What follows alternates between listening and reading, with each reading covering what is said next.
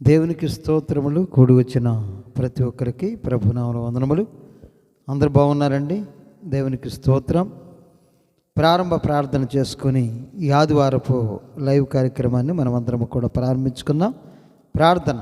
స్తోత్రముల తండ్రి, పరిశుద్ధుడైన ప్రభు, మహోన్నతుడా, సర్వశక్తిమంతుడా, నీకు వందనాలు తండ్రి. నీ కృపను బట్టి, నీ దయను బట్టి, నీ పరిశుద్ధిని బట్టి వందనాలు. పాటలలో, వాక్యములో, సమస్త విషయాల్లో తోడుగా ఉండండి. నన్ను మరుగు చేయండి తండ్రి.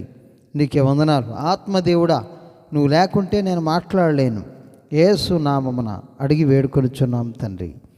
Amen, amen. ఒక పాట పాడుకొని దేవుణ్ణి మహింపరుచుకుందాం.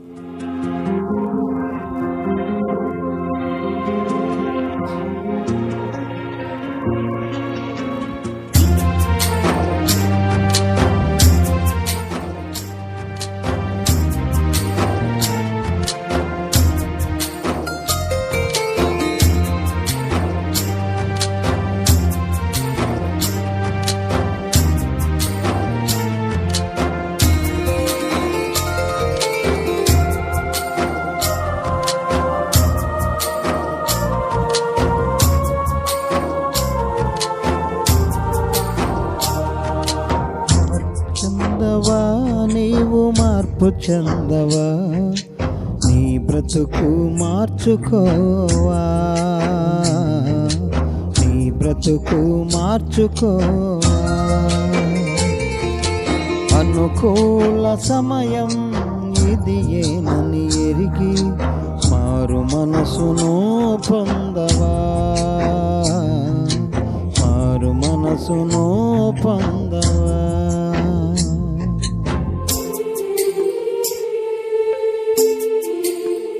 సౌండ్ కొంచెం పెట్టు.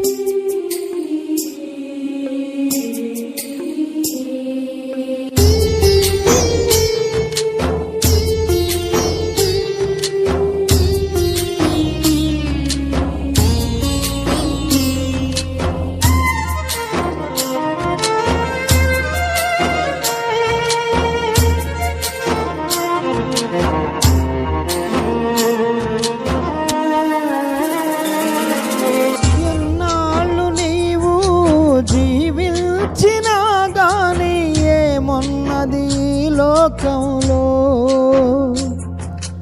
ఇన్నాళ్ళు నీవు చేసిన క్రియలన్నీ తీర్పున్నది పై లోకంలో.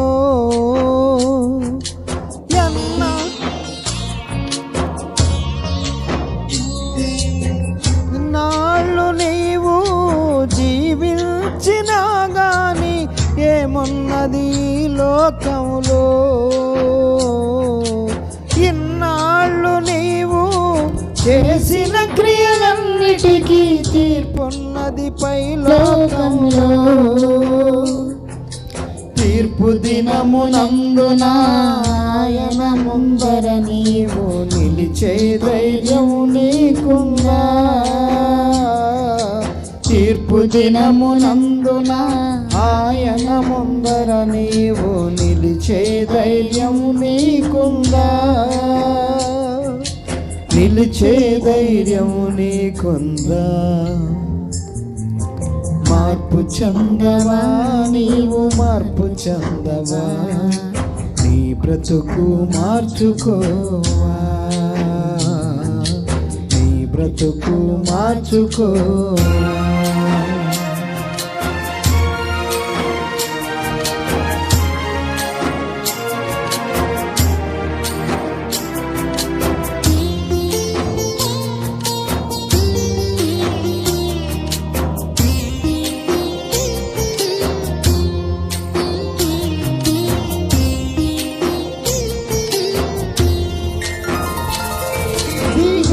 దిగంబరిగానే వచ్చావు నీవు, దిగంబరిగా పోతావు.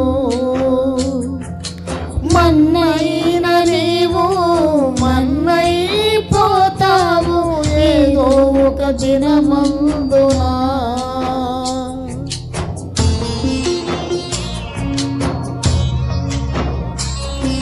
దిగంబరిగానే వచ్చావు నీవు, దిగంబరి మట్టిగా పోతావు.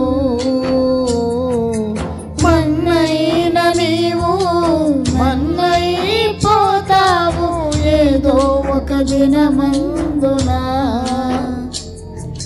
నీ ఆస్తి అంతస్తు నీ అందచందాలు నీ వెంట రావెన్నడు.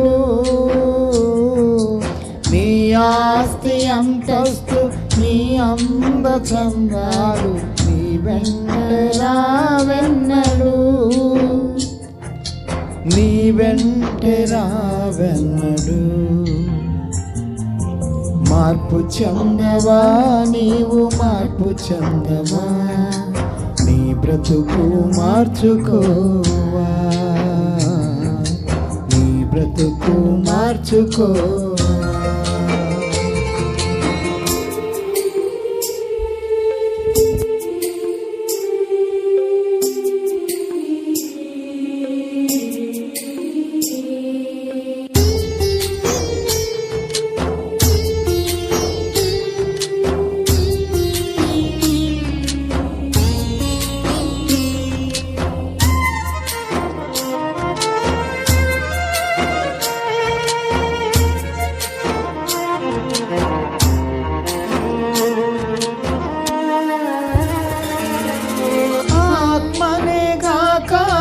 దేహాన్ని చంపే మనుషులకే భయపడకయ్యా. ఆత్మతో పాటు నీ దేహాన్ని చంపే దేవునికే భయపడవయ్యా.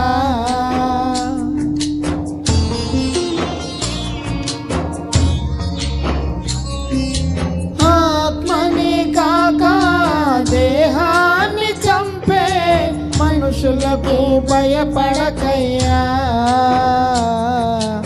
ఆత్మతో పాటు నీ దేహాన్ని చంపే దేవునికే భయపడకయ్యా.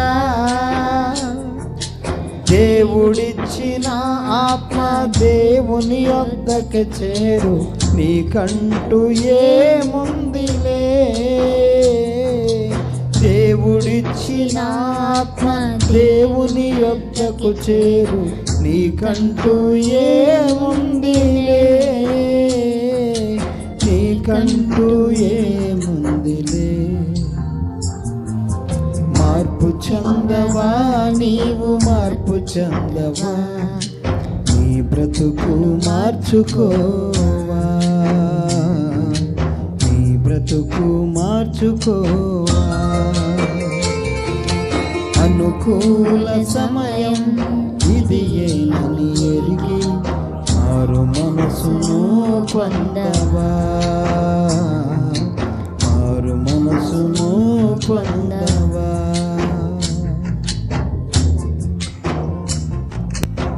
హల్లెలూయా.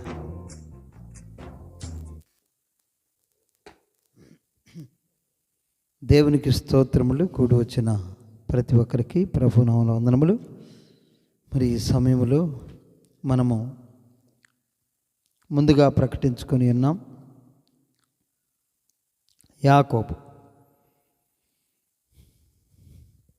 యాకోబు గురించి మనం ఈరోజు ధ్యానం చేసుకుందాం ప్రియులారా. యాకోబు యొక్క జీవితం. యాకోబు అనగానే మనకి బాగా గుర్తొచ్చేది, యాకోబు అనగానే మనకి మంచిగా జ్ఞాపకం వచ్చేది ఏంటి అంటే, ఎబ్బోకు రేవు దగ్గర బేతేలులో దేవునితో పోరాటం. యాకోబు అనగానే దేవునితో పోరాడి మనుషులతో పోరాడి గెలిచినవాడు అని దేవుడే ఈ యాకోబు గురించి మాట్లాడుతూ ఉంటాడు. దేవుడే వాక్యంలో చెప్తూ ఉంటాడు, నీవు మనుషులతో పోరాడి గెలిచావు, దేవునితో పోరాడి గెలిచావు గనక నీ పేరు మరి ఇజ్రాయేల్, యాకోబు అనబడదు అని దేవుడు యాకోబు గురించి మాట్లాడి అన్నాడు. దేవునికి స్తోత్రం. ఆదికాండము 25వ అధ్యాయంలో మనం చూసినట్లయితే యాకోబు యొక్క పుట్టుక, యాకోబు యొక్క జీవితం స్టార్ట్ అవుతుంది ప్రియులారా. మరి ఇస్సాకు రెబెకాలకు పుట్టినటువంటి వాడే యాకోబు. మరి ఏశావు యాకోబు ఇద్దరు కూడా కవల పిల్లలు. మరి ఏశావు యాకోబులు తల్లి గర్భంలో రెబెకా గర్భంలో పడ్డప్పుడు ప్రియులారా, మరి వారిరువురు కూడా పోరాడుకున్నారట. చూడండి, మరి 25వ అధ్యాయంలో మనం చూసినట్లయితే 22వ వచనాన్ని నేను చదువుతున్నాను. ఆమె గర్భములో శిశువులు ఒకరితో ఒకడు పెనుగులాడి గనుక ఆమె ఇలాగైతే నేను బ్రతుకుట ఎందుకని అనుకొని ఈ విషయమై యెహోవాను అడుగ వెళ్ళాను. అప్పుడు యెహోవా ఆమెతో ఇట్లనెను. దేవునికి స్తోత్రం. మరి గర్భంలో ఉన్నటువంటి శిశువులు పెనుగులాడుతూ ఉన్నారట. గర్భంలో ఉన్నటువంటి శిశువులు పెనుగులాడుతూ ఉంటే యెహోవా దగ్గరికి వెళ్ళింది రెబెకా. దేవుని దగ్గరికి వెళ్ళింది, దేవుణ్ణి అడుగుతూ ఉన్నది. ఏదైనా బాధ వచ్చినప్పుడు ఒక విశ్వాసి గుర్తుపెట్టుకోవాల్సింది ఏంటి అనంటే ప్రియులారా, మరి మనకి ఒక బాధ వచ్చినప్పుడు, ఒక ఇబ్బంది కలిగినప్పుడు, మన అనారోగ్య పరిస్థితి వచ్చినప్పుడు, అనారోగ్యంతో మనం ఉన్నప్పుడు మరి మనం ఎక్కడికి వెళ్ళాలి అండి? రెబెకా మాత్రము దేవుని దగ్గరికి వెళ్ళిందట. దేవునికి స్తోత్రం. ఆ సమస్య గురించి దేవుడే పరిష్కారం చేయగలడు అని ఆమె దేవుణ్ణి అడగటానికి యెహోవాను అడగవెళ్ళెను. అప్పుడు యెహోవా ఆమెతో ఇట్లనెను. దేవుని దగ్గర అడగటానికి వెళ్ళింది, దేవుని దగ్గర ప్రార్థన చేయటం మొదలుపెట్టింది. ఏంటి ప్రభువా, నా యొక్క పరిస్థితి ఏంటి? మరి నేను గర్భము దాల్చి ఉన్నాను, మరి కడుపులో గడిబిడి జరుగుతూ ఉన్నది, ఏంటి నా యొక్క పరిస్థితి అని మరి దేవుని దగ్గర అడిగినప్పుడు యెహోవా ఆమెతో ఇట్లనెను. దేవునికి స్తోత్రం. దేవుడు ఆమెతో ఎట్లా అంటున్నాడు, 2 జనపదములు నీ గర్భములో కలవు. 2 జనములు నీ గర్భములో కలవు. 2 జనపదములు నీ కడుపులో ఉండెను, కడుపులో నుండి ప్రత్యేకముగా వచ్చును. ఒక జనపదము కంటే ఒక జనపదము బలిష్టమై ఉండును. మరి పెద్దవాడు చిన్నవానికి దాసుడగును అనెను. దేవునికి స్తోత్రం. మరి పుట్టి మరి వాళ్ళు బయటికి రాకముందే ప్రియులారా ఇక్కడ మనం చూస్తూ ఉన్నాం. ఏమిటి అని అంటే ప్రియులారా, వాళ్ళు ఇంకా పుట్టక మునిపే, వారు తల్లి గర్భంలో నుంచి బయటికి రాకమునిపే వారి గురించి దేవుడు మాట్లాడుతున్నటువంటి మాట. దేవునికి స్తోత్రం. మరి ఒక జనపదము కంటే ఇంకొక జనపదము గొప్పగా ఉంటుంది అని దేవుడు మాట్లాడుతూ ఉన్నాడు. ఆమె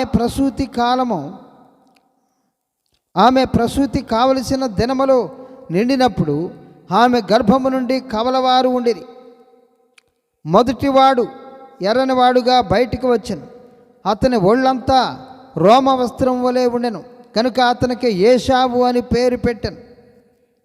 తర్వాత అతని సహోదరుడు బయటికి వచ్చినప్పుడు అతని చెయ్యి ఏశావు మడుమును పట్టుకొని ఉండెను కనుక అతనికి యాకోబు అని పేరు పెట్టబడెను. దేవునికి స్తోత్రం. మరి ఇక్కడ మనం చూస్తే యాకోబు అన్నగారి మడిమని పట్టుకున్నాడట. నీకంటే నేను ముందుకు రావాలనో ఏమో. మొత్తం మీద యాకోబు యొక్క పోరాటం ఎక్కడ మొదలైందండి? తల్లి గర్భములోనే మొదలైంది. తల్లి గర్భములోనే పెనుగులాడటం మొదలైంది. తల్లి గర్భములోనే పెనుగులాడుతూ ఉన్నాడు. మరి ఇక్కడ మనం చూసినట్లయితే ఏశావు యాకోబు ఇద్దరిని మనం చూసినట్లయితే ఏశావట అడవిలోకి అరణ్యవాసిగా ఉన్నాడట. వేటాడుట యందు నిష్ట కలిగిన వాడుగా వేటాడేవాడట. మరి యాకోబు మాత్రం సాధువై గుడారములలో నివసించుచుండెను. మరి 25వ అధ్యాయం 27వ వచనంలో మనం చూస్తే ఆది కాండములో మరి ఆ చిన్నవారు ఎదిగినప్పుడు ఏశావు వేటయందు నేర్పు గలవాడై అరణ్యవాసిగా ఉండెను. దేవునికి స్తోత్రం. అరణ్యవాసిగా ఉండెను. వేటయందు నేర్పు గలవాడిగా ఉన్నాడు ఏశావు. యాకోబు మాత్రము సాధువై గుడారములలో నివసించుచుండెను. ఇస్సాకు ఏశావు తెచ్చిన వేట మాంసమును తినుచుండెను గనక అతన్ని ప్రేమించెను. రెబెకా యాకోబును ప్రేమించాను. దేవునికి స్తోత్రం. ఇక్కడ మనం చూసినట్లయితే ప్రియులారా, మరి యాకోబుని రెబెకా కన్నతల్లి ప్రేమించింది. మరి వేట మాంసమందు ప్రీతి కలివాడుగా ఇస్సాకు ఉన్నాడు కాబట్టి మరి ఏశావుని ప్రేమించిన వాడుగా మరి ఇస్సాకుని మనం చూస్తూ ఉన్నాం. దేవునికి స్తోత్రం. మరి ఇక్కడ ఏశావు ఎప్పుడు అడవిలోకి వెళ్ళిపోయేవాడు, ఎప్పుడు అడవుల్లో జీవించేవాడు, ఎప్పుడు వేట కోసమే పోయేవాడు.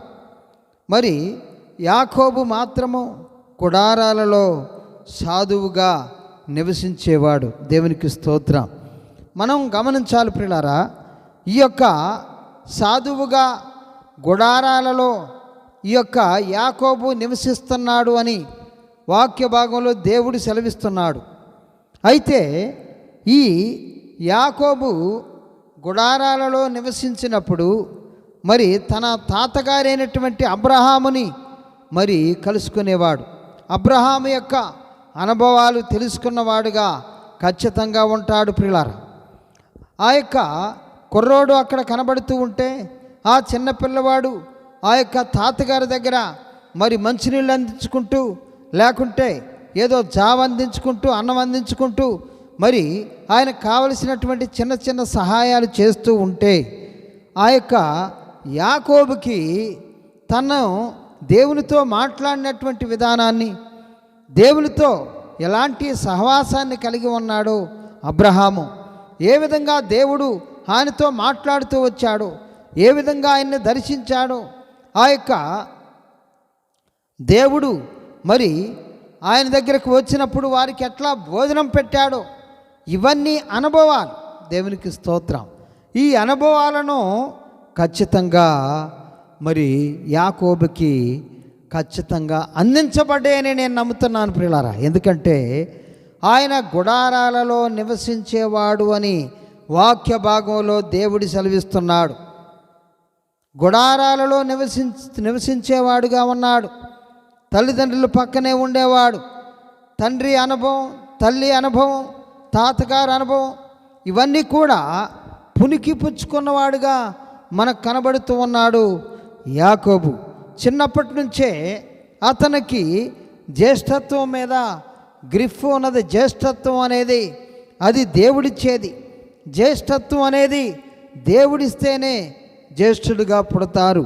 కాబట్టి ఆ జ్యేష్ఠుడికి ఉండాల్సినటువంటి మరి లక్షణాలన్నీ నేను కలిగి ఉండాలి. నేను చిన్నవాడిగా పుట్టాను, ఆ జ్యేష్ఠత్వం నాకుంటే బాగుండేది అనుకునేటువంటి విధానం అక్కడ కనబడుతూ ఉన్నది. దేవునికి స్తోత్రం.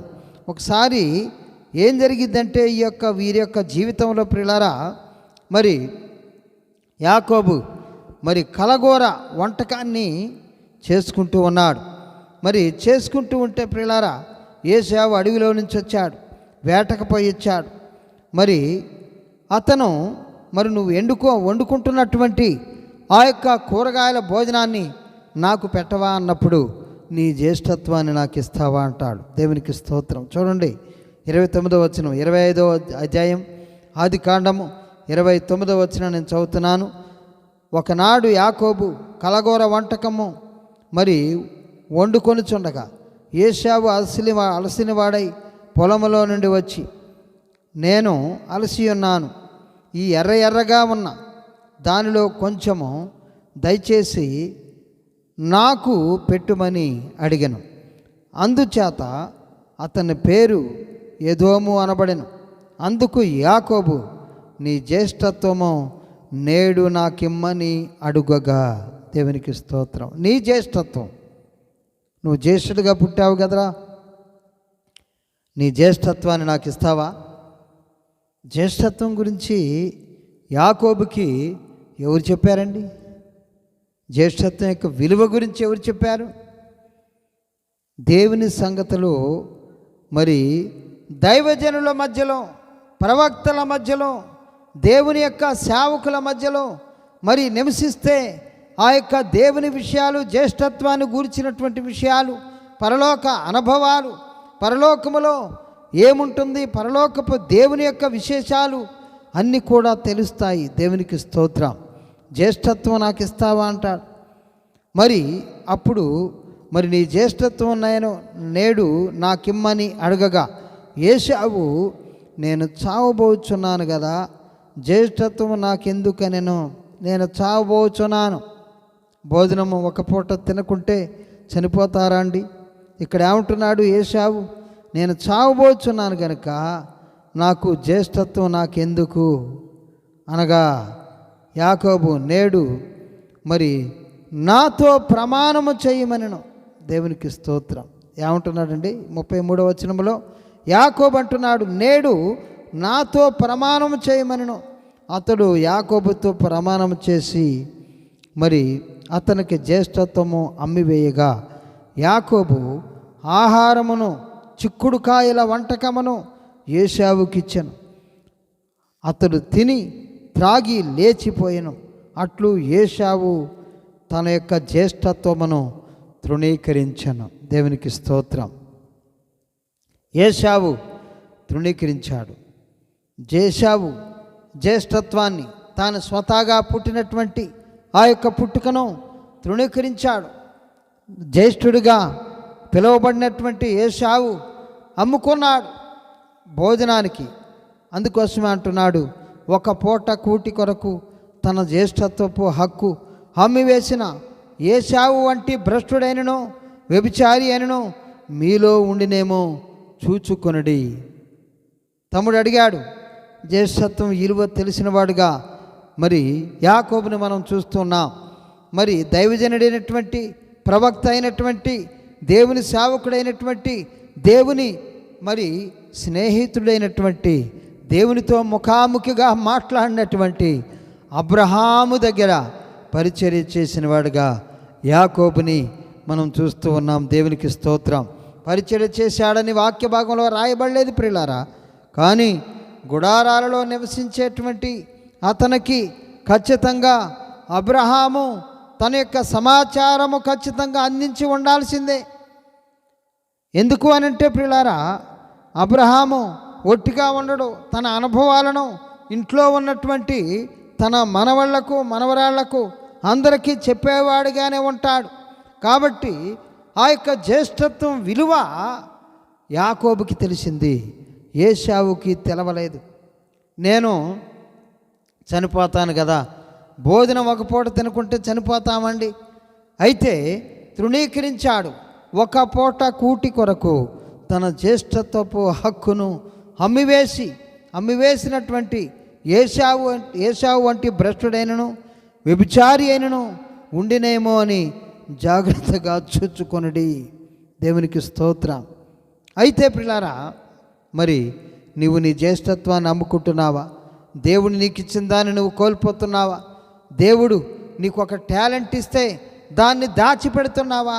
పాటలు పాడే టాలెంట్ నీకున్నదేమో, వాక్యం చెప్పే టాలెంట్ నీకున్నదేమో, మరి ప్రవచనము చెప్పే టాలెంట్ నీకున్నదేమో. ఆ టాలెంట్ని దేవుడు నీకు ఇచ్చాడేమో, ఆ వరాన్ని దేవుడు నీకు అనుగ్రహించి ఉన్నాడేమో, మంచిగా పాటలు పాడేటువంటి గొంతును నీకు ఇచ్చాడేమో. దాన్ని దాచిపెడుతున్నావా? దాన్ని ప్రాక్టీస్ చేస్తున్నావా?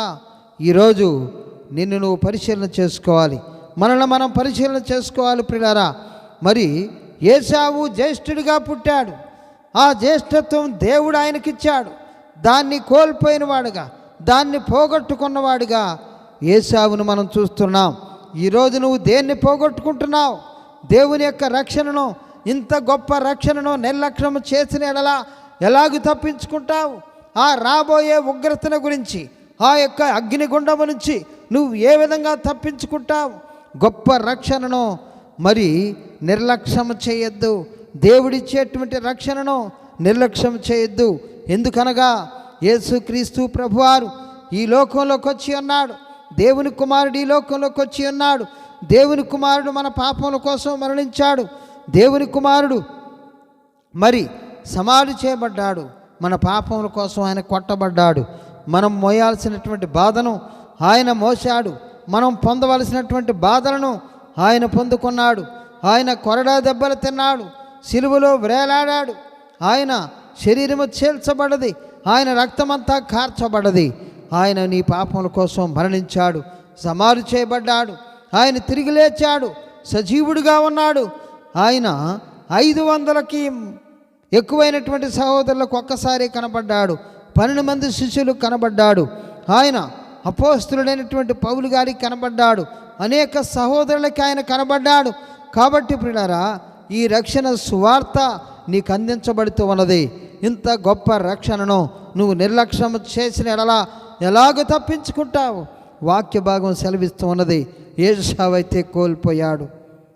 ఏశావు కోల్పోయాడండి. దేవుని దగ్గర దేవుడిచ్చిన దాన్ని కోల్పోయాడు. దేవుడు రక్షణ ఇచ్చి ఉన్నాడు. దేవుడు జ్యేష్ఠత్వాన్ని ఇచ్చి ఉన్నాడు. ఏశావు కోల్పోయాడు. యాకోబు పొందుకున్నాడు. దేవునికి స్తోత్రం. ఆర్భాటం పోరాటం ఆయనలో ఉన్నది. ఆయన పోరాడే వ్యక్తిగా మనకు కనబడుతూ ఉన్నాడు యాకోబు. దేవునికి స్తోత్రం. మరి ప్రతి విషయంలో నేనే ముందుండాలి, నేనే ఫస్ట్ ఉండాలి, నేనే అన్నిటికీ ముందుండాలి అనేటువంటి కోరిక, దేవుని దగ్గర పోరాడే కోరిక, మరి పనిచేసేటువంటి తత్వం కలిగిన వాడుగా మరి యాకోబుని మనం చూస్తూ ఉన్నాం. దేవునికి స్తోత్రం. అయితే ప్రియులారా, మరి ఒకరోజు ఆ యొక్క ఇస్సాకు నాయనా ఏశావుతోటి మాట్లాడుతూ ఉన్నాడు. నాయనా, నీవు వేట మాంసం తీసుకొచ్చి మంచి భోజ్యమును మరి నాకు అందించు, నేను నిన్ను దీవిస్తాను అనేటువంటి మాటలో మరి చెప్తూ ఉండగా, ఏశావుకి ఇస్సాకు చెప్తూ ఉండగా ఆ మాటలు రెబెకా విన్నది. రెబెకా విని, నాయనా మంచి ఒక 2 మేకపిల్లని తీసుకొని రా, వాటిని మంచి మీ తండ్రి గారు తినేటువంటి భోజనాన్ని నేను తయారు చేస్తాను, నీవు ఆ యొక్క భోజనమును మరి తండ్రి దగ్గరికి తీసుకుని పోదు కానీ, తండ్రికి కళ్ళు కనపట్టలేదు కాబట్టి అతని దగ్గరికి నువ్వు తీసుకుని పోదు కానీ, అతను దీవెనలో కుమ్మరిస్తాడు, నీ మీద దీవిస్తాడు. కాబట్టి మరి నీవు సిద్ధం చేయి అన్నప్పుడు, తల్లి నాకొద్దు, ఒకవేళ నా తండ్రి నన్ను గుర్తుపడితే తానికి కళ్ళు కనపట్టలేదు కానీ నా యొక్క స్వరమును యాకోబు స్వరమని తండ్రికి తెలుసు కాబట్టి ఏశావు కాదు యాకోబు అనంటే నాకు శాపవచనమే వస్తుంది కానీ ఆశీర్వాద వచనం రాదు, తల్లి వద్దు అంటాడు యాకోబు. కానీ మరి దేవుడు ఆమెకు చెప్పాడు. దేవుడు ఆమెకు చెప్పాడు ఏమనంటే, పెద్దవాని కంటే చిన్నవాడు గొప్పవాడవుతాడు. తల్లి తాను దేవుని దగ్గర అడిగిన దాన్ని మరి దేవుడు ఆమెకు చెప్పిన దాన్ని గుర్తుపెట్టుకొని ఉండవచ్చు బహుశా. దేవునికి స్తోత్రం. అందుకోసమే ఆమె ఆ శాపము నా మీదకి వచ్చునుగాక, నా కుమారుడా నీవు ఆ యొక్క మంచి భోజనమును తీసుకొని పోదు కానీ అని చెప్పి ఒక చర్మపు మరి ఏశావు మరి ఆయన రోమములు కలిగినటువంటి రోమములు కలిగినటువంటి శరీరాన్ని కలిగి ఉన్నాడు కాబట్టి అతని మీద యాకోబు మీద మరి నున్ననే శరీరాన్ని యాకోబు కలిగి ఉన్నాడు కాబట్టి అతని మీద చర్మమును వేసి ఉన్నది, రోమములు కలిగినటువంటి చర్మమును వేసి మరి కుమారుడికి మంచి భోజనమును అందించి నీ తండ్రికి దగ్గరికి తీసుకుని పొమ్మంటుంది. తీసుకుని పోతాడు. పోయిన తర్వాత మరి నేను నీ జ్యేష్ఠ కుమారుణ్ణి అంటాడు. జ్యేష్ఠ కుమారుణ్ణి మరి నీకు భోజనం తీసుకొచ్చాను అంటే, ఇంత త్వరితంగా ఎట్లా తీసుకొచ్చావు నాయన అంటే, నీ దేవుడు ఆ యొక్క ఏట మాంసమును నా దగ్గరికి రప్పించాడు, అందుకోసమే నేను తీసుకొచ్చానని చెప్పి మరి అతన్ని దీవించినట్లుగా మనం చూస్తూ ఉన్నాం. దేవునికి స్తోత్రం. మరి ఆ భోజనం తిన్నాడు. చూడండి 27వ అధ్యాయంలో మనం చూసినట్లయితే 27వ వచనం నేను చదువుతున్నాను. అతడు దగ్గరకు వచ్చి అతను ముద్దు పెట్టుకొనెను. అప్పుడు అతడు అతని వస్త్రములను వాసన చూచి అతన్ని దీవించి ఇట్లనెను, ఇదిగో నా కుమారుని సువాసన యెహోవా దీవించిన చేని సువాసన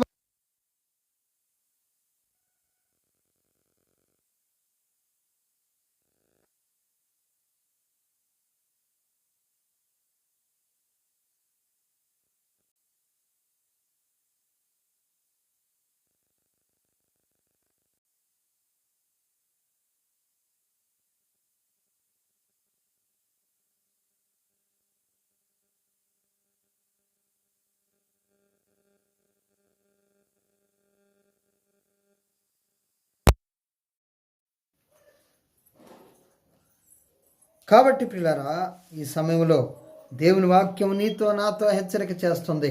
ఏమి అనంటే ప్రియులారా, ఇదిగో నా కుమారుని సువాసన యెహోవా దీవించిన సువాసన వలె ఉన్నది. ఆకాశపు మంచును, భూసారమును, వస్త్రము, విస్తారమైనటువంటి ధాన్యమును, ద్రాక్షరసమును దేవుడు నీకు అనుగ్రహించునుగాక. దీవెన పొందుకున్నవాడుగా మనం చూస్తూ ఉన్నాం. మరి జనములు నీకు దాసులగుదురు, జనములు నీకు సాగిలపడుదురు. నీ బంధువులకును నీవు ఏలెక్కువయ్యిందువు. నీ తల్లి పుత్రులు నీకు సాగిలపడుదురు. నిన్ను శపించువాడు శపించబడుదురు, నిన్ను దీవించువారు దీవించబడుదురు అని ప్రత్యేకమైనటువంటి దీవెనలు, ప్రత్యేకమైనటువంటి ఆశీర్వాదాలు పొందుకున్నవాడిగా మనం చూస్తూ ఉన్నాం. ఆ తర్వాత ఎప్పుడైతే యాకోబు మరి దీవెనలు పొందుకొని బయటకు వచ్చాడో ప్రియులారా, వెంటనే మరి ఆ ఏశావు కూడా మంచి భోజన పదార్థములను తీసుకొని, వేట మాంసమును తీసుకొని వండుకొని తండ్రి దగ్గరకు వెళ్తాడు. తండ్రి దగ్గరకు వెళ్ళినప్పుడు మరి ఇప్పుడు వచ్చింది ఎవరు అనంటే, మరి నేను కాదు నాయన, నేను ఏశావును, నీ కుమారుణ్ణి, నీ జ్యేష్ఠ కుమారుణ్ణి అని పలికినప్పుడు మరి ఆ దీవెనలు పొందుకున్నవాడు ముందు వచ్చిన వాడే యాకోబు. ఇదిగో నిన్ను మోసం చేశాడు, యాకోబు నిన్ను మోసం చేశాడు, కాబట్టి మరి ఆ దీవెనలన్నీ వాడే పొందుకున్నాడు అని చెప్తాడు. దేవునికి స్తోత్రం. మరి ఏశావు అడుగుతాడు, తండ్రి ఒక్క దీవెనైనా నాకు లేదా, ఒక్క ఆశీర్వాదమైన నాకు లేదా, ఒక్క దీవెనైనా నాకు లేదా అంటే, లేదు నాయన, మరి భూమి సారము లేకుండా మరి భూసారము లేనిదిగా నీకు ఉంటుంది. నీ నివాసము భూసారము లేకయు, మరి పైనుండి పడి ఆకాశపు మంచు లేకయు ఉండను. నీవు కత్తి చేత బ్రతుకుదువు, నీ సహోదరునికి దాసుడు వగుదువు. నీవు తిరుగులాడుచుండగా నీ మెడ మీద నుండి అతని కాడి విరిచివేయబడును. ఈ విధంగా మరి దీవెనలన్నీ మరి కోల్పోయినటువంటి వాడుగా ఆ తర్వాత ఆశీర్వాదం పొందాలని కోరుకున్నాడు, కానీ జ్యేష్ఠత్వాన్ని తృణీకరించిన వాడుగా, జ్యేష్ఠత్వాన్ని మరి కోల్పోయిన వాడుగా మనము మరి ఏశావుని మనం చూస్తూ ఉన్నాం. ఆశీర్వాదమును పొందుకున్నవాడుగా మరి యాకోబుని మనం చూస్తూ ఉన్నాం. దేవునికి స్తోత్రం. వీళ్ళిద్దరు కూడా కొట్టుకునేటువంటి పరిస్థితి. ఏశావు యాకోబుని చంపాలన్నటువంటి మరి ఆ యొక్క విధానంలో ఇద్దరు కూడా పోట్లాడుకొని ఇద్దరు చనిపోతారేమో అని చెప్పి మరి తల్లిగారు మరి నీ మామ లాబాను దగ్గరికి వెళ్ళమని చెప్పి సలహా ఇచ్చినప్పుడు ఇద్దరు తల్లిదండ్రులు ఇద్దరికి కూడా పిల్లరా ఆ యొక్క యాకోబుని దగ్గరికి పిలుచుకొని, నీవు ఈ యొక్క కానాను స్త్రీలలో ఎవరిని చేసుకోవద్దు, మరి నీ మామ కుమార్తెలు ఉన్నారు, వారి దగ్గరికి వెళ్ళి వారి కుమార్తెలను చేసుకోమని చెప్పి ఆ యొక్క యాకోబుని దీవించి, నీవు వెళ్ళు ప్రదేశములో దేవుడు నీకు దీవించునుగాక, నీకు దేవుడు తోడుగా ఉంటాడు, నిన్ను దేవుడు పడమర తట్టు, తూర్పు తట్టు, దక్షిణము తట్టు, ఉత్తరపు తట్టు నిన్ను దీవించబడతావు, నువ్వు ఆశీర్వాదంగా అనేకులకి ఆశీర్వాదకరంగా ఉంటావు అని చెప్పి తల్లిదండ్రులు ఇద్దరు కూడా ప్రియులారా వారిని దీవించి పంపించినట్లుగా మనం చూస్తూ ఉన్నాం. దేవునికి స్తోత్రం. మరి మార్గ మధ్యంలో ప్రియులారా మరి ఆ యొక్క యాకోబు మరి ప్రయాణం చేస్తూ ఉన్నాడు. ప్రయాణం చేస్తూ ఉన్నప్పుడు ప్రియులారా మరి అక్కడ ప్రొద్దు కురికినప్పుడు ఒక మరి ప్రదేశములో మరి పడుకుంటాడు. ఒక రాయిని తలగడగా చేసుకొని పడుకున్నప్పుడు ప్రియులారా అక్కడ మరి ఒక కల కంటాడు. దేవునికి స్తోత్రం. ఒక నిచ్చెన భూమి మీద నుంచి మరి ఆకాశం వైపు ఒక నిచ్చెన కనబడుతూ ఉన్నది. ఆ నిచ్చెన మీద దేవుని దూతలు ఎక్కుచూ దిగుచూ ఉన్నారు. దేవునికి స్తోత్రం. అప్పుడు మరి ఆ కళ మరి దాన్ని చూస్తూ ఉన్నాడు. అప్పుడు దేవుడు ఆ యొక్క నిచ్చెన కొన మీద ఉండి యెహోవా దానికి పైగా నిలిచి మరి నేను నీ తండ్రి అయినటువంటి అబ్రహాము దేవుడను, ఇస్సాకు దేవుడైన యెహోవాను, నీవు పండుకొని ఉన్న ఈ భూమిని నీకును నీ సంతానమునకును ఇచ్చేదను. నువ్వు పడుకున్నటువంటి భూమి నీకు నీ సంతానానికి ఇస్తాను. నీ సంతానము భూమి మీద లెక్కకు ఇసుక రేణువుల వలె అగును. నీవు పడమటి తట్టును, తూర్పు తట్టును, ఉత్తరపు తట్టును, దక్షిణపు తట్టును వ్యాపిస్తావు. భూమి యొక్క వంశములని నీ మూలముగాను నీ సంతానం మూలముగాను ఆశీర్వదించబడును. ఇదిగో నేను నీకు తోడయుండి నీవు వెళ్ళు ప్రతి స్థలమందు నిన్ను కాపాడుచు ఈ దేశమునకు నిన్ను మరలా రప్పించదును. నేను నీతో చెప్పినది నెరవేరు వరకు నిన్ను విడవననగా. దేవునికి స్తోత్రం. నేను నీతో చెప్పేటువంటి మాట, నీకు తోడుగా ఉంటాను యాకోబు, నీకు నీడగా ఉంటాను అంటే తల్లి గర్భములో పడ్డద మొదలుకొనే యాకోబును దేవుడు ఎన్నుకున్నాడు. ఆయన కుమారుడిగా ఎన్నుకున్నాడు. ఆయన ఆశీర్వదించిన వాడిగా ఎన్నుకున్నాడు. యాకోబుని దేవుడు ఆశీర్వదించాడు. తల్లి గర్భంలో పడ్డది మొదలే యాకోబు ఎన్నిక చేయబడ్డాడు. తల్లి గర్భంలో పడ్డది మొదలే దేవుడు ఆయన్ని ఒక గొప్పవాడిగా చేసి అన్నాడు. దేవునికి స్తోత్రం. అందుకోసమే ఇప్పుడు ఆయనకి ఒక మంచి అనుభవాన్ని ఇస్తున్నాడు. పడుకున్నాడు ఆ ప్రదేశంలో. మరి ఆ ప్రదేశంలో పడుకున్నప్పుడు పిల్లారా అతను దేవుడు ఆయనతో మాట్లాడుతూ ఉన్నాడు. మరి ఆ నిచ్చెన అనుభవాన్ని మరి కలిగిన వాడిగా మనం చూస్తూ ఉన్నాం. ఆ నిచ్చెన ఎవరో తెలుసండి? యేసుక్రీస్తు ప్రభువారే. నిచ్చెన అనగా దాని మీద దేవుని దూతలు ఎక్కుచూ దిగుచూ ఉన్నారు. అంటే ప్రియులారా ఆ పరలోకానికి మెట్టు ఎవరు అంటే యేసుక్రీస్తు ప్రభువారే అని. అక్కడ నేనే మార్గమును సత్యమును జీవమునై ఉన్నాను, నా ద్వారానే ఎవడైనా పరలోకానికి పోవాలి, నేను పరలోకానికి నిచ్చెన అని ప్రభుల వారు అక్కడ చూపిస్తూ ఉన్నాడు. నేనే మార్గమును సత్యమును జీవమునై ఉన్నాను, నా ద్వారానే తప్ప ఎవడన్నా తండ్రి యొద్దకు చేరడు అని చెప్పి యాకోబుకి దేవుడు సువార్తను ప్రకటించాడు. ఆ నిచ్చెన నేనే, పరలోకానికి నిన్ను ఎక్కించగలను, పరలోకము నుంచి దించగలను. కాబట్టి పరలోకానికి ఆ నిచ్చెనే కారణం. కాబట్టి ఆ నిచ్చెన యేసుక్రీస్తు ప్రభువారు, నా కుమారుణ్ణి నీకు చూపిస్తున్నాను అని చెప్పి దేవుడు ఆయనతో మాట్లాడినట్లుగా మనం చూస్తూ ఉన్నాం. దేవునికి స్తోత్రం. కాబట్టి దేవుడు ఆయనతో మాట్లాడుతూ ఉన్నాడు.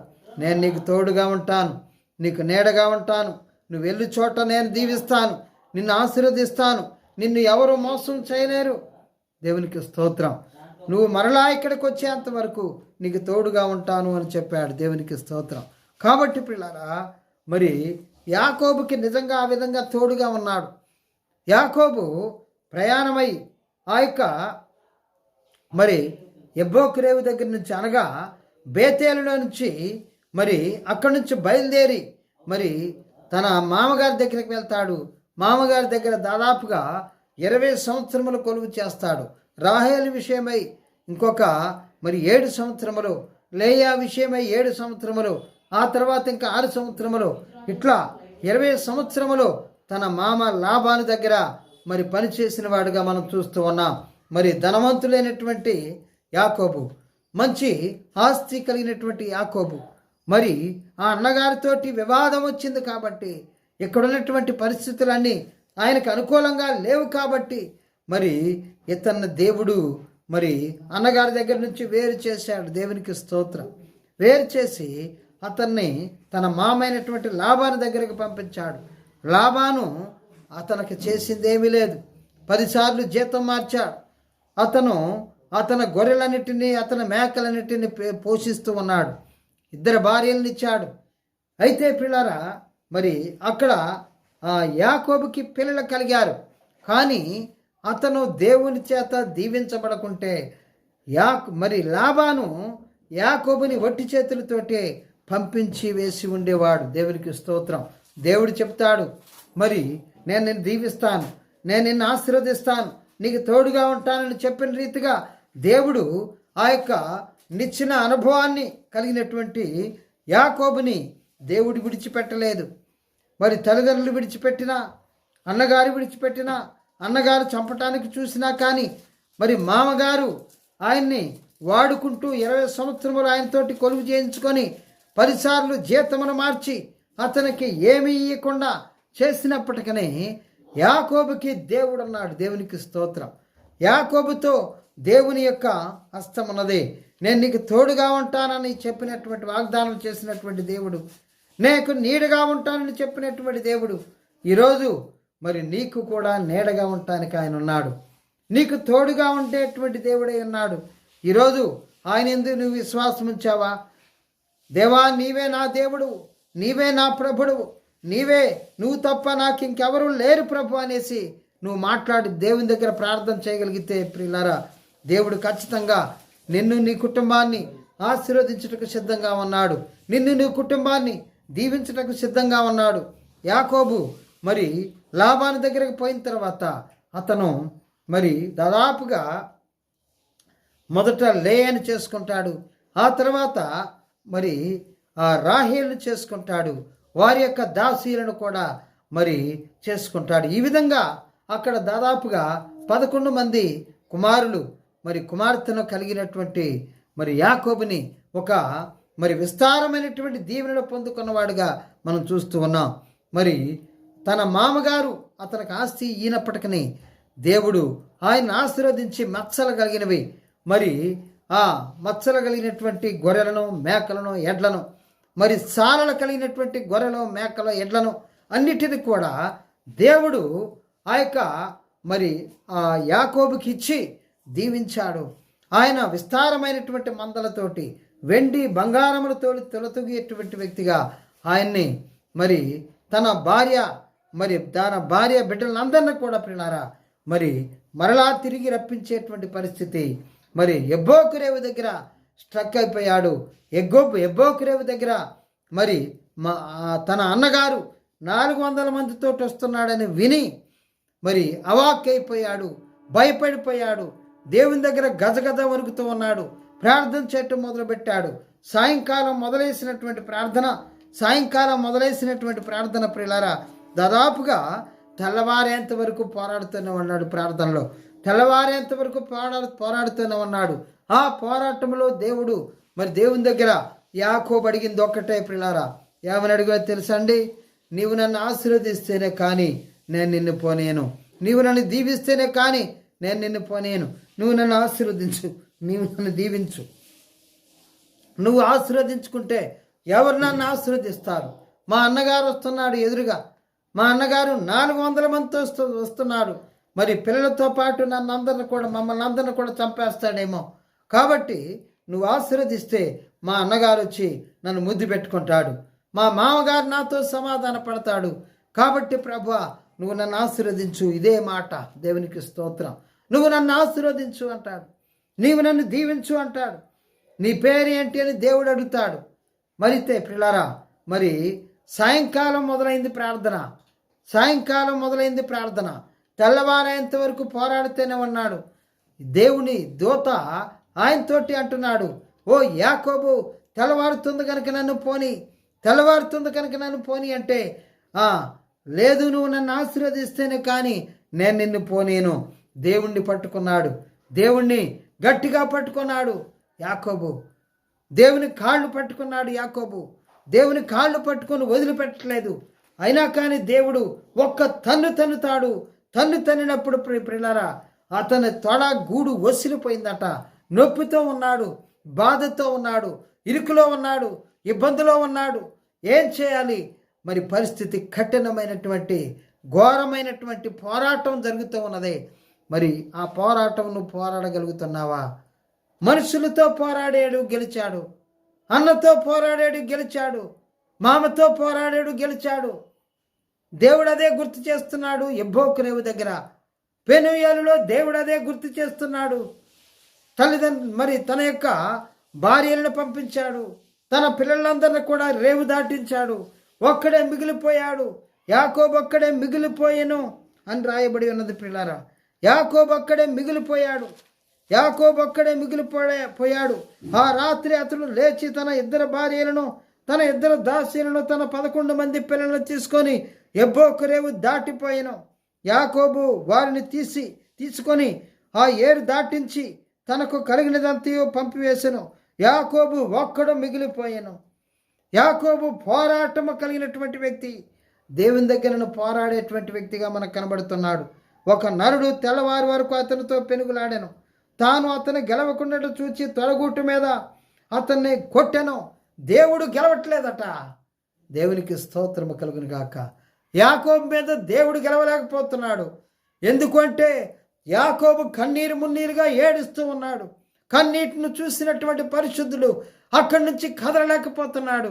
కన్నీరు మున్నీరుగా ఏడుస్తున్నటువంటి యాకోబుని దేవుడు అక్కడి నుంచి కదలలేక ఓడిపోయిన వాడుగా ఒక దెబ్బ కొట్టాడు. అయినా కానీ ఒక తన్నాడు. అయినా కానీ ఆ యొక్క నొప్పిని భరిస్తున్నాడు. కానీ ఒకవేళ నువ్వు కొట్టినా కానీ నువ్వు తన్నినా కానీ మరలా బాగు చేయవాడవు నువ్వే.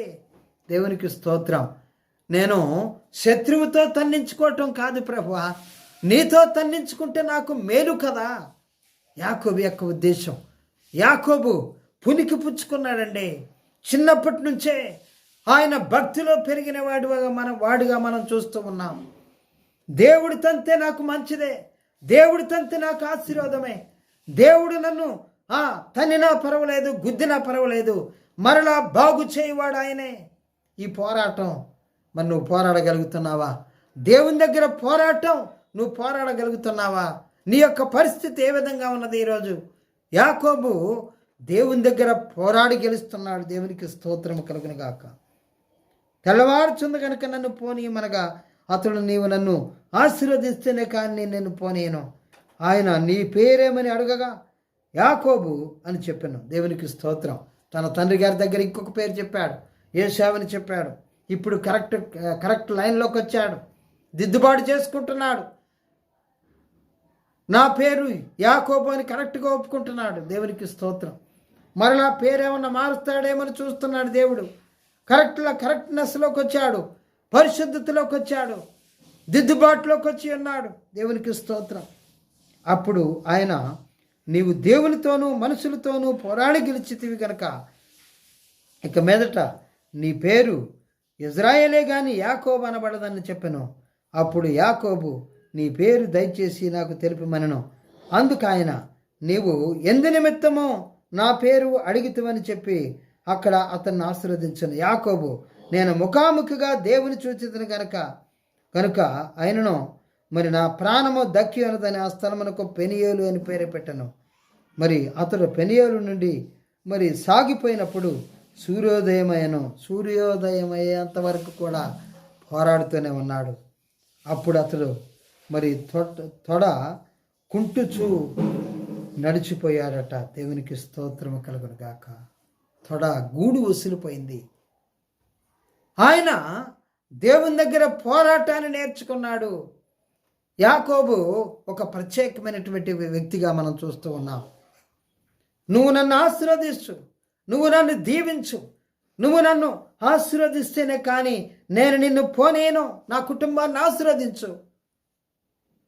నాకు 12 మంది పిల్లలు ఉన్నారు, 13 మంది పిల్లలు ఉన్నారు. ఆ పిల్లల్లో మరి ఎవరు నేను కోల్పోవటానికి వీల్లేదు. యాకోబు యొక్క పోరాటం. ఈరోజు నువ్వు అది పోరాడగలుగుతున్నావా? ఆ యొక్క ప్రార్థనలు చేయగలుగుతున్నావా? నేను పొందుకున్న దాన్ని ఏది కోల్పోవటానికి వీల్లేదు ప్రభు అనేసి నువ్వు ప్రభు దగ్గర అడుగుతున్నావా? యాకోబు అడిగాడు, యాకోబు పొందుకున్నాడు, యాకోబు దీవించబడ్డాడు. యాకోబు తనకు కలిగినటువంటి మరి కుమారులలో ఒక్కరిని కూడా కోల్పోయినటువంటి వ్యక్తిగా మనకు కనబడట్లేదు. దేవునికి స్తోత్రము కలుగును గాక.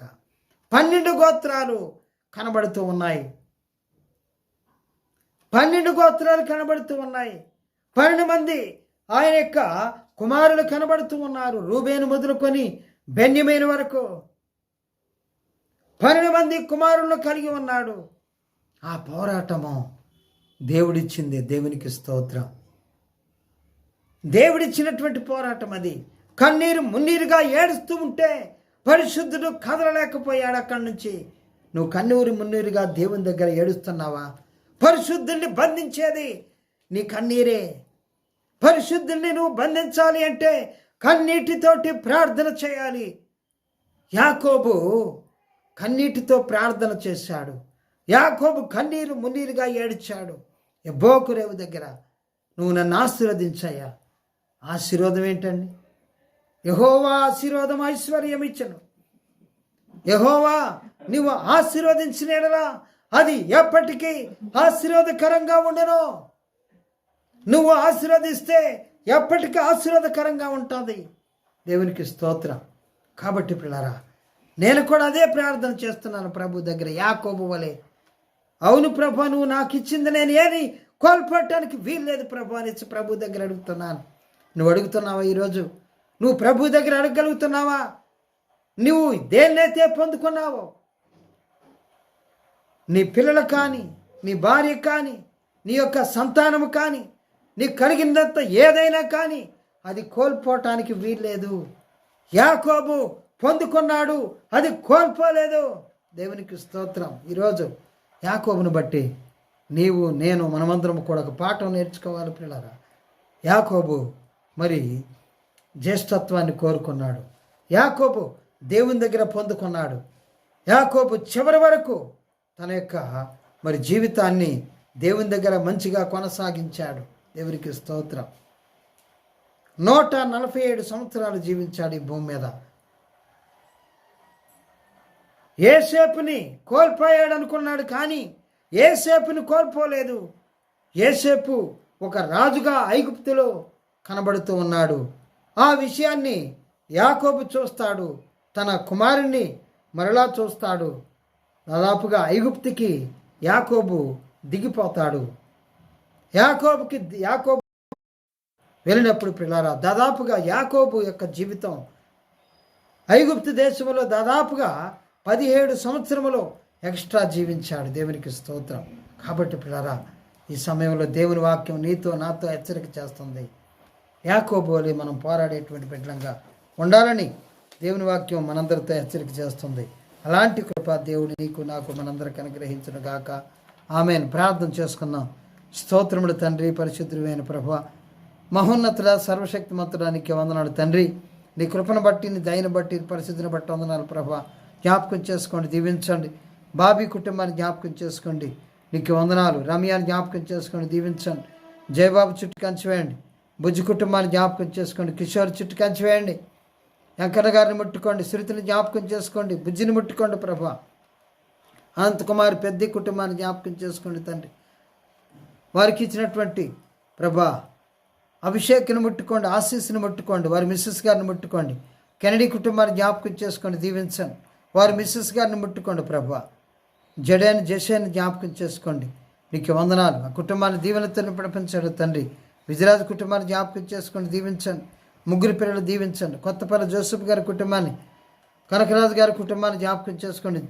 అదేవిధంగా నాయన నవీన్ సాగర్ గారి కుటుంబాన్ని, జిల్లా లక్ష్మి గారి కుటుంబాన్ని, జిల్లా వెంకటేష్ కుటుంబాన్ని, జిల్లా వీరబాబు కుటుంబాన్ని, గోపమ్మ కుటుంబాన్ని, అనసూయమ్మ గారి కుటుంబాన్ని జ్ఞాపకం చేసుకోండి తండ్రి.